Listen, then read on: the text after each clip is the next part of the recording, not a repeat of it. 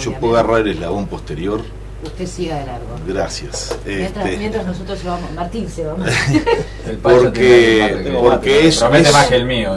Esa es con la zona más fragilizada de la sociedad que nos entregaron en el 2004. Pero la siguiente, ayer estuvimos en Villa Constitución. Qué lindo que es Villa Constitución. Invito a todo y cada uno de los uruguayos a visitar Villa Constitución porque realmente es precioso. Es un lugar que deberíamos tener un buen programa de turismo. Quedan cosas por hacer, quedan muchísimas cosas por hacer.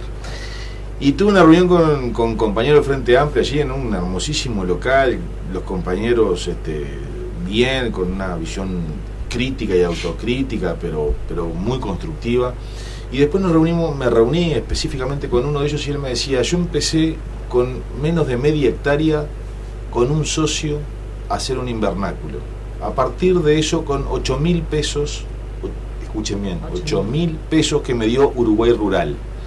A partir de eso he ido creciendo, me refaccioné mi casa, tenía una casa muy linda, a nivel tipo rural, pero muy prolija, muy bonita. Se había comprado una camionetita con la cual repartía algunos productos. Dice, pero llegó un momento en que tenía un techo, no podía crecer y decidí irme a trabajar en la colocación de fibra óptica por todo el país. Entonces mi socio mantiene algo de eso, pero yo me volvería a la ruralidad y dejaría la construcción del tema del tirado de la fibra óptica si tuviera algún pedacito más de tierra, eso planteándome desde la política del Instituto de Colonización.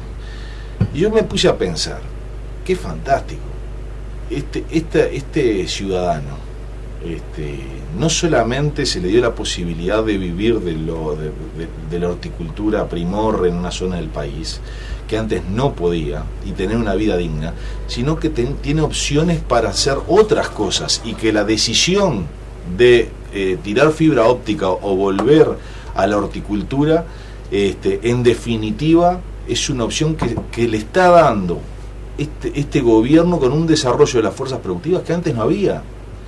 El hombre no solamente vivía dignamente, sino que podía elegir qué trabajo y mejorar sus ingresos. Y aún así me decía, si nosotros conseguimos aún en forma colectiva un pedacito más de tierra, y creo que hay posibilidades, ya de paso lo digo, aunque es política del instituto que tiene su nueva presidenta, el hombre decide dejar un trabajo bien pago para dedicarse al sector productivo y tener una vida muy digna viviendo donde él quiere vivir.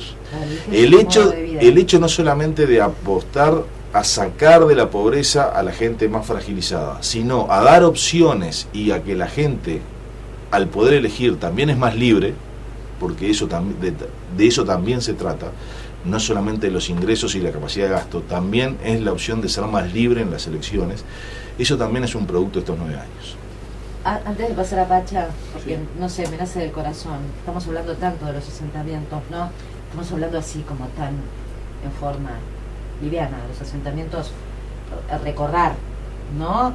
Que lo tengo en la memoria y le agradezco muchísimo a Ricardo Mutoni, que fue quien me llevó por tantos asentamientos de Canelones y Montevideo, no podía creer la situación que se estaba viviendo. Y que a veces hay que recorrer muchísimo. Sí, es verdad. En realidad,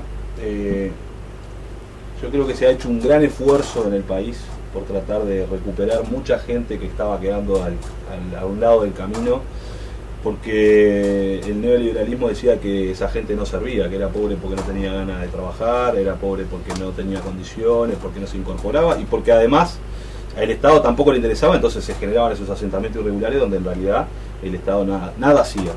Y ha habido un trabajo muy fuerte desde el PIAI, tú nombrabas a Mutoni, desde el PIAI, luego del Plan Juntos, de mucho esfuerzo de varias oficinas tratando de generar políticas hacia esos compatriotas que hoy están allí, ¿no? Y todavía existen, yo creo que además me parece que es otra de las razones importantes en esto, porque se ha hecho muchísimo en el Uruguay.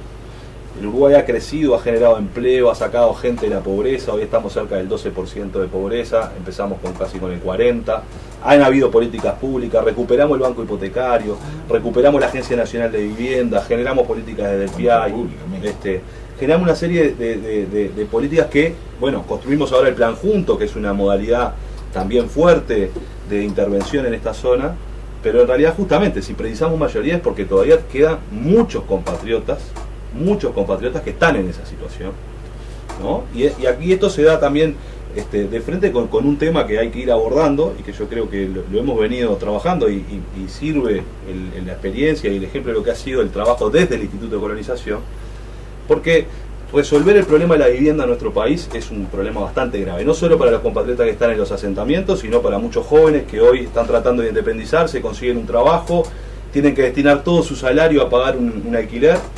El 25% de los montevideanos está alquilando, a nivel del país es un porcentaje similar, y si uno se va a los datos del censo, el censo nos dice, para hablar del caso de Montevideo, que es donde se puede sacar datos más contundentes en el sentido de que las casas vacías en otros departamentos responden a que son casas de temporada. En Montevideo, si cada montevideano tuviera una vivienda apta para vivir, no de las que están en condiciones ruinosas, sino las que están aptas para habitar, habrá que hacerle arreglo, pueden tener humedad, pueden tener una serie de problemas. Si cada montevideano tiene una vivienda, sobran 45.000 viviendas en Montevideo, sí, según el dato del último censo. ¿Qué quiere decir con esto? Y por eso digo que es el enganche con el Instituto de Colonización. Nosotros precisamos una política pública en el área de vivienda que vaya avanzando también en la propiedad social de la vivienda. Porque en realidad, así como el Instituto avanza en colonizar tierra, hay que colonizar suelo urbano. Y esta es una necesidad porque el suelo urbano es uno de los más caros. El suelo urbano tiene que estar atado a un equipamiento urbano que le permita acceder, porque los chilenos, ¿qué hicieron? Construyeron mucho, hubieron empresas que ganaron muchos recursos, y hoy el problema de los chilenos es el problema de los contechos. ¿Por qué? Porque llevaron mucha gente a vivir, la amontonaron en determinados lugares, le dieron casa, pero no le dieron servicio. Entonces hoy tienen un problema con el transporte público, tienen problemas con los servicios de salud. Entonces hay que ir a avanzar en un modelo donde la vivienda sea una vivienda de usuarios, o una vivienda social, porque si yo te doy una vivienda a ti, y tú mañana la vendes, lo que termina sucediendo es que a la larga, ¿verdad?, las viviendas vuelven a concentrarse nuevamente porque es la lógica del capitalismo. Entonces, de alguna manera hay que seguir teniendo políticas en ese sentido y precisamos mayorías para avanzar en estas cosas. Porque lo que está claro es que no hay estrictamente un problema de oferta de vivienda. Oferta hay. Lo que hay es algunos señores que especulan mucho con la vivienda y generan elementos costosísimos. Fíjense ustedes, el Uruguay hoy tiene trabajo, la gente tiene trabajo, pero tiene que destinar unos $6.000 al año para pagar un alquiler, y no estamos hablando de un alquiler de una casa más o menos, no estamos hablando de 10.000 pesos por mes, conseguís un apartamentito relativamente chico. Esos son $6.000 al año. Quiere decir que ese trabajador tenía la capacidad de ahorro de $6.000, pero si tiene que pagar un alquiler, difícilmente pueda generar ese ahorro para acceder a una política de préstamo inmobiliario.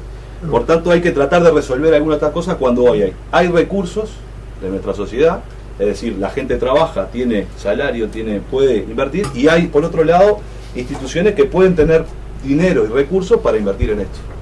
Bueno, yo creo que ese es una punta importante, donde no solo tiene que estar la visión de la vivienda, sino tiene que estar la visión también de la vivienda acompañada del resto del equipamiento urbano, ¿verdad? Y esa es una política para la que nosotros precisamos seguir profundizando, porque en realidad estas son cosas de las que le hemos ido entrando. Le hemos ido entrando desde la Agencia Nacional de Vivienda, desde el Ministerio de Vivienda, le hemos ido entrando desde el plan junto. Es decir, uno no puede tener, como algunas veces sucedió en nuestro país, que armaban en un escritorio una propuesta, ¿verdad? Y entonces decían, bueno, esta es la casa que le va a servir a todo el mundo. ¿No? Y lo que hicieron además eran aquellos famosos núcleos básicos evolutivos que además ni siquiera eran casas, eran unas cajas de cartón. Yo creo que hay que avanzar en el conocimiento de la realidad y que uno tiene que construir viviendas en función de las necesidades que tiene la gente y no puede venderle un producto así y encajárselo a todo el mundo, sino que tiene que tratar de que la gente participe en ese proceso. Es un poco la idea del plan junto, es un poco la idea de una gran cantidad de políticas, construir un sistema de este tipo y tratar de alguna manera de preservar el espacio urbano para que no se siga privatizando y en definitiva la gente pueda seguir viviendo y conviviendo en una ciudad, ¿no? Entonces yo creo que las mayorías también la precisamos porque sabemos que todavía tenemos mucha gente viviendo en los asentamientos y esa gente necesita de que estas políticas se sigan profundizando y no de volver atrás. Pacha, ¿están trabajando en alguna propuesta concreta en lo que tiene que ver con regulación de alquileres o cuestiones por el estilo. Yo tengo el recuerdo que había leído alguna vez que vos andabas por una propuesta de una iniciativa legislativa sobre eso. No sé si era una iniciativa legislativa, no recuerdo claramente. No, era algo de lo que estamos hablando ahora, es decir, pues, hay una realidad que es la siguiente, uno podría llegar a revisar la ley de alquileres, ¿no? La ley de alquileres, igual que los alquileres rurales, sufrió un armado neoliberal, ¿no? Entonces, en realidad ahora los alquileres, uno puede alquilar por 2 años, entonces hay un nivel de rotación mayor de las familias y las personas en las viviendas, lo cual deja librado al inquilino a que, bueno, a los 2 años te tengo que cambiar el contrato, si no tenés que ir, te voy a aumentar el alquiler, y si no, andate a otro lado. Y cuando uno dice andate a otro lado, genera un trauma familiar, porque vos tenés los gurises en la escuela, los vecinos, los amigos, ¿no? Hay una serie de cosas que uno arma alrededor. Los precios suben en esa casa y en las otras también. Claro, estuviste haciéndole mantenimiento a ese hogar que es exacto. Tuyo, Entonces, hay quienes piensan que hay que ir por el lado de la ley de alquileres. La ley de alquileres lo que podría llegar es a regular algunas condiciones para el inquilino. Pero acá en realidad donde hay que meter el bisturí es en la oferta de vivienda. Y eso son políticas públicas que se pueden llevar adelante. Ahora hay un proyecto de ley, en este caso de ASTI, lo presentó el compañero ASTI que está ahí en discusión, que lo que dice es, bueno, ¿qué pasa con aquellas viviendas que está llena, nuestra ciudad, que han sido abandonadas hace 20 años, que el dueño de esa vivienda, el supuesto dueño de esa vivienda, no paga contribución, no habita en esa vivienda, no hace nada con esa vivienda, está ahí pudriéndose, acumulando basura, ratas, es un problema para las familias que viven alrededor. Finca ruinosa, ¿no? ¿Verdad? Finca ruinosa. ¿Qué pasa con esa finca? Bueno, en la propuesta de ASTI dice, bueno, si en 20 años esa persona no se hizo cargo, quiere decir que abandonó la propiedad. Y por tanto eso debería pasar a la órbita del Estado para refaccionar esa vivienda y ofrecerla a quien la necesita, ¿no? Bueno, esas son las políticas que pueden generar condiciones para bajar los alquileres. Porque los alquileres, ¿por qué es tan caro? Porque la gente necesita vivienda, no puede acceder a comprar la vivienda, tiene que acceder a arrendarla. Y bueno, y ahí hay un problema. Si seguimos fortaleciendo la política de promoción de vivienda de interés social, seguramente vamos a tender a la baja los alquileres, como sucede en otras partes del mundo.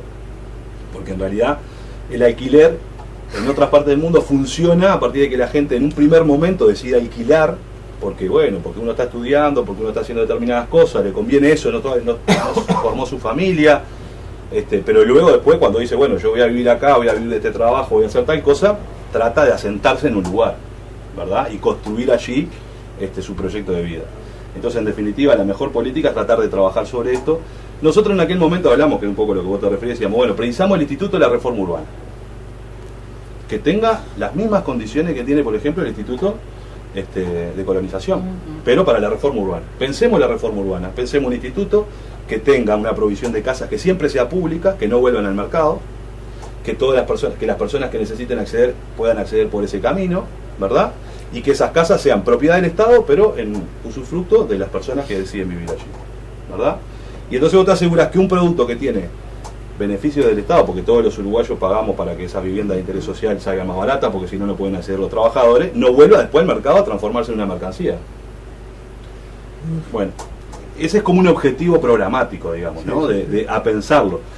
Tenemos varias instituciones, lo cierto es que lo importante es que la política vaya adelante, no ponerle una institución determinada, ¿no? Lo cierto es que la agencia perfectamente puede liderar este proceso y a partir de ahí empezar a trabajar. Y yo creo que en un tercer gobierno del Frente Amplio, me parece que están dadas las condiciones para avanzar en esta línea de trabajo. Lo estamos haciendo ahora, pero creo que si lo fortalecemos podemos dar un impulso bastante fuerte.